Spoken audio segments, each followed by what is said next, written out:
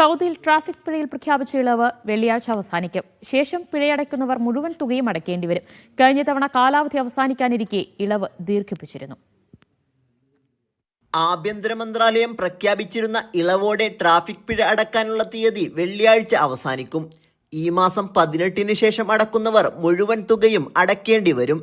അതിനു മുമ്പ് ഒന്നിച്ചോ തവണകളായോ പിഴ അടച്ചു തീർക്കാനാണ് ട്രാഫിക് വകുപ്പ് നിരന്തരമായി ഓർമ്മപ്പെടുത്തിയത്. കഴിഞ്ഞ ഒക്ടോബറിൽ ഇളവ് കാലാവധി 2025 ഏപ്രിൽ 18 വരെ നീട്ടിയിരുന്നു. 2024 ഏപ്രിൽ 18 വരെയുള്ള ട്രാഫിക് നിയമലംഘനങ്ങൾക്കാണ് 50% വരെ ഇളവ് ലഭിക്കുക. അതേസമയം ഏപ്രിൽ 18-ന് ശേഷമുള്ള പുതിയ പിഴകൾക്ക് 25% ഇളവ് നൽകി. ഒന്നിലധികം പിഴ ചുമത്തപ്പെട്ടവർക്ക് ഈ മാസം 18-ന് മുമ്പായി അവ ഒന്നിച്ചോ ഓരോന്നായോ അടക്കാനും സൗകര്യം നൽകിയിരുന്നു. തെറ്റായി പിഴ ചുമത്തപ്പെട്ടവർക്ക് അപ്പീൽ സമർപ്പിക്കാനും അവസരമുണ്ട്.